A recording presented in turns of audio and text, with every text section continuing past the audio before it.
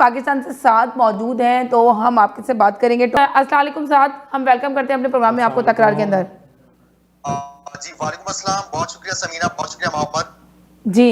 देखिए, जब से एमक्यू वजूद में आई, आपने देखा कि कराची के हालात तो मुसलसल खराबी की तरफ जाते रहे जी। और हमने देखा कि जिस अंदाज से जो उर्दू स्पीकिंग लोग जी। मज़हब याफ्ता कहलाते थे और जिस तहजीब का जो जबरदस्त एक मुजाहरा उनकी जानिब से होता था, वो उन्होंने पूरी नस्ल को तबाह किया, उनके हाथों में असला दिया, मुंह में गुटखा दिया और पैर पे आपने देखा कि जो भी लोग अल्ताफ हुसैन के कॉम्पिटिटर्स होते थे, खुद पार्टी में विद इन पार्टी जो लगता था कि अल्ताफ हुसैन साहब को कि वो थोड़ा ऊपर आ रहे हैं पार्टी में, तो हमेशा से अल्ताफ हुसैन साहब उनको इसी अंदाज से उनका जो है वो हाल तक उनको पहुंचाने की कोशिश में लगे रहते थे।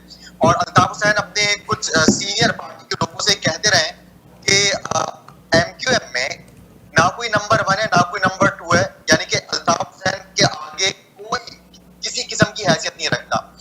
इमरान फारूक का भी इख्तिलाफ शुरू हो गया था जब वो लंदन में गए थे, उसके कुछ अरसे बाद ही 1999 में लंदन पहुंच गए थे, तो उसके कुछ अरसे बाद जब अल्ताफ हुसैन से उनके कुछ इख्तिलाफात शुरू हुए तो उन्होंने फिर किनारा कशी इख्तियार की सियासत से। और जाहिर सी बात है, जब उन्होंने किनारा कशी इख्तियार की तो एक बड़ा, यानी कि आप समझ लीजिए वर्कर्स में एक बड़ा एहतराम था इमरान फारूक का, और शायद वो इमरान फारूक दोबारा से पॉलिटिक्स में किसी और प्लेटफॉर्म से कोई नई पार्टी के बनाने के हवाले से मुतहर्रिक हो रहे थे और राब्ते में ले रहे थे। ये जो जाली डिग्री पायलटों की का इंकशाफ किया वो मुतलका वजीर ने किया जी, तो बात यह है कि उस मुतलका वजीर ने क्या एक्शन लिया उसके ऊपर। जी जनाब, जी साहब, सवाल आपको आवाज आ गई साहब? जी बिल्कुल जी, बहुत शुक्रिया। अच्छा देखें, सबसे पहली बात कि एक्शन क्या लिया गया है, तो देखा आपने जैसे भी हमारे कॉलर ने भी ये बात कही में फ्लाइंग आर्ट्स पूरे हैं तो उनकी कॉम्पिटेंसी आ गई। जाहिर बात है ये कोई कानून नहीं है कि यानी कि डॉक्टर के साथ एक रहने वाला कंपाउंडर अगर वो डॉक्टर की प्रैक्टिस कर करके डॉक्टर बन जाए, और वो जारी डॉक्टर ही कहलाएगा और उसको किसी भी तरह से अथॉरिटी नहीं दी जा सकती कि वो इलाज करे लोगों का। बिल्कुल वैसे ही ये जो पायलट्स हैं जो कि जारी डिग्री लेकर आए हैं, अब 262 लोगों को जो है वो कहा जा रहा है कि उनके पास मशकूक डिग्रियां हैं।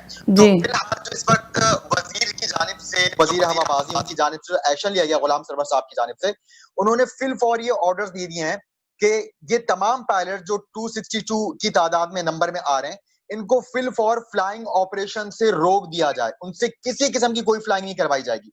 और यहां तक कि क्योंकि पायलट्स ने खुद ये इंकशाफ किया है कि उनकी जगह एग्जाम्स किसी और ने दिए हैं, क्योंकि आपको पता है पाकिस्तान में एक बड़े अरसे से पैसों का कल्चर कायम रहा है, यानी कि अगर आपके पास पैसा है आप जो मर्जी चाहे वो कर सकते हैं, जो मर्जी चाहे आप खरीद सकते हैं। यानी कि अगर आपके पास पैसा है आप डॉक्टर बन सकते हैं, आप इंजीनियर बन सकते हैं, आप जो है वो पायलट बन सकते हैं। यानी कि पैसे वाले लोग पहले वजीर तो बनते थे। हमारे वालिदैन आजकल अनफॉर्चुनेटली गलत तरबियत में लग गए हैं। वो बचपन से बच्चों को ये तरबियत दे रहे होते हैं, जो वो कहते हैं बेटा हम आपके पैसे लेकर पास करवा देंगे। और आपको पता है जैसे एमक्यूएम की बात हो रही थी, एमक्यूएम ने कराची में जो नकल का कल्चर है जी, वो बेतहाशा प्रमोट किया है, यानी कि बस पैसे दो और डिग्री ले लो। तो बहरहाल कम से कम अब ये हुआ है कि पहले जो नहीं हुआ था वो अब ये हुआ है कि सख्ती के साथ ये जो 250 से ऊपर जो पायलट्स हैं इनको सख्ती के साथ रोक दिया गया है और इनको फौरी तौर पर जो ग्राउंड कर दिया गया है। इनको किसी भी किस्म की फिलहाल कोई फ्लाइंग करने की इजाजत नहीं है। ये तो बहुत अच्छा से बात हुई है कि चले कुछ तो एक्शन लिया गया। अब सवाल दे दें अब अपना। मेरी बात सुनिएगा, मेरी बात सुनिएगा, ठीक है। एक रिपोर्ट आ गई, खान लियाकत अली खान की शहादत की रिपोर्ट आई नहीं आई, उनको पता है कौन लोग इन्वॉल्व हैं। फैसल भाई इतनी पुरानी बात, अभी जो नई बात हो रही है उस पर तो सवाल कीजिए। मैं लिंक करूंगा रिपोर्ट को रिपोर्ट से। सर मेरा आपसे क्वेश्चन है, आवाम 90 रुपए दे रही है। सर मेरा आपसे क्वेश्चन है, सुनेंगे नहीं वो, कितना ही बोलते रहे आप। फैजल सर मेरा आपसे क्वेश्चन है, रिपब्लिक ये बना तो सारी झूठी लोग हैं। इसी रिपोर्ट में कहा गया है कि जहाज में खराबियां भी हो सकती हैं। क्या कहा है? ये इनसे पूछ ले साथ भाई से। चले मैं साथ से पूछती हूँ, ठीक है। साथ ये कह रहे हैं, मेरे कॉलर कह रहे हैं कि जहाज में खराबियां भी थी, क्या कहेंगे आप इस सिलसिले में? ये बात रिपोर्ट में कही गई है कि अभी हतमी जो नतीजा है वो उसके आने में तकरीबन 6 महीने से साल का अरसा लगेगा, और ये बात खारिज इम्कान नहीं है कि जहाज में खराबी हो, यानी कि जहाज में खराबी हो सकती है, ये बात भी काबिल गौर और अंडर इन्वेस्टिगेशन है। और आई थिंक फैसल भाई जो हमारे कॉलर हैं बड़े मेरे लिए जो काबिल एहतराम है और बड़ा मतलब दबंग बोलते हैं, बड़ा जबरदस्त जवाब तो ले ले। जी जी, नहीं मैं भी और सवाल करना है भाई। अरे एक सवाल का जो सवाल किया है उसका जवाब तो ले ले। जवाब तो मुझे जवाब दें। हाँ तो अभी रुके वो ना, जवाब वो दे रहे देने हैं तो सर। दे, उनको बोलने दें। वो तो बस अभी 10 मिनट है उनके पास, मेरे पास नहीं है ज़्यादा, वो चले जाएंगे। उसके बाद मैंने आपके साथ ही प्रोग्राम करना है पूरा। जी जी जी सर, जवाब दे बोलें। दें। तो मैं अर्ज कर रहा था कि देखें, अभी ये जो इब्तिदाई रिपोर्ट आई है, एक्चुअली हम इसके खदो खाल पर बहस कर रहे हैं। ये जो इन्वेस्टिगेशन हुई है, जाहिर सी बात है ये हमारी मुख्तलिफ जो इंटेलिजेंस एजेंसीज हैं और जो इन्वेस्टिगेशन के जो ऑर्गेनाइजेशंस हैं, उन्होंने ये ज्वाइंट वेंचर किया है और उन्होंने इन्वेस्टिगेशन की है। रही बात रिपोर्ट्स में मैनिपुलेशन की, तो देखें ये बात भी बिल्कुल भी एक यकीन से नहीं कही जा सकती कि मैनिपुलेशन नहीं की गई। बिल्कुल वैसे ये बात भी यकीन से नहीं की जा सकती कि मैनिपुलेशन की गई है। इसकी वजह यह है कि अब पाकिस्तान में हम देख रहे हैं कि बहुत कुछ बदल रहा है।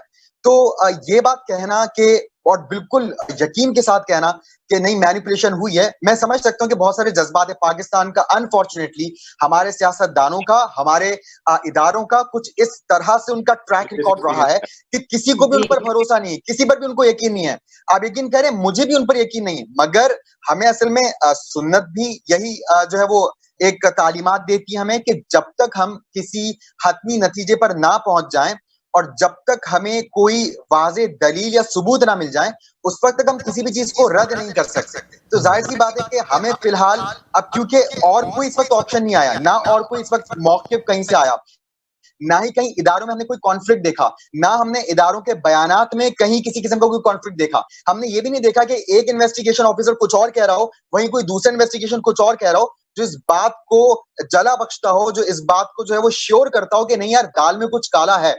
तो उन्होंने अगर कह लें कि आप अगर मैनिपुलेशन भी की है, इन केस मान लेते कि मैनिपुलेशन की है, तो इंतहाई महारत से की है कि जहां पर हमें कहीं पर भी किसी किस्म का कोई इख्तिलाफ या फिर कॉन्फ्लिक्ट लोगों के बयानात में और शवाहिद में, इसके अलावा जो भी वीडियो रिकॉर्डिंग्स जो वो वहां से वीडियो रिकॉर्डिंग करो सॉरी जो वॉइस रिकॉर्डिंग्स, ऑडियो रिकॉर्डिंग्स जो मौसूल हुई हैं, जो भी वहां से जो डाटा कलेक्ट हो रहा है, तो उसमें आप देखिए कि तमाम ही जो इदारे हैं वो एक पेज पर नजर आ रही है।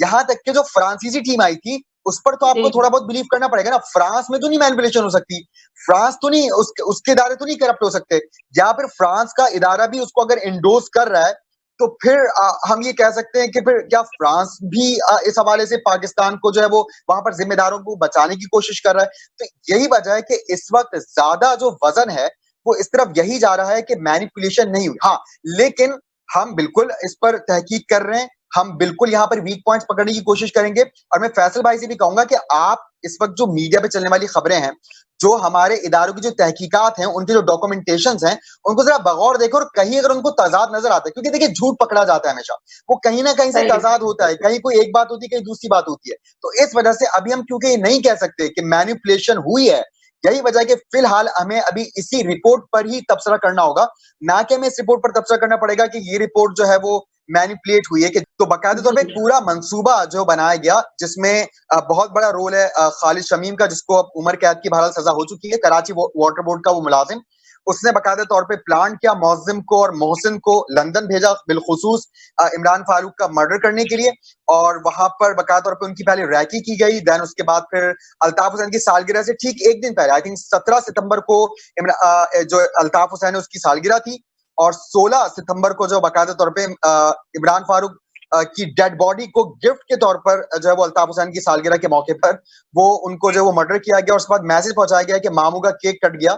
तो इस तरह से वो मामू उनका कोड था जो इमरान फारूक के लिए इस्तेमाल करते थे। तो बहरहाल खबर दी गई, और उसके बाद उसी वक्त से बात शुरू हो गई थी कि ये जो मर्डर है वो अल्ताफ हुसैन ने करवाया। और उसके बाद आपने देखा होगा, आपको याद होगा कि अल्ताफ हुसैन ने जिस अंदाज से रोना धोना शुरू किया, और जो उसके पार्टी रहनुमा जो लंदन के जो उसके लीडर्स थे, वो जिस तरह टिश्यू पेपर लेके साथ खड़े हुए थे, और जिस अंदाज से वो ओवर एक्टिंग कर रहा था, उस वक्त की बात एस्टैब्लिश हो गई थी। यानी कि अगर अल्ताफ का कोई बाप मारा होता या माँ मारी होती और उस वक्त वो इस अंदाज से जो है वो रोकर दिखाता, तो बहरहाल कुछ हो सकता है समझ में आता।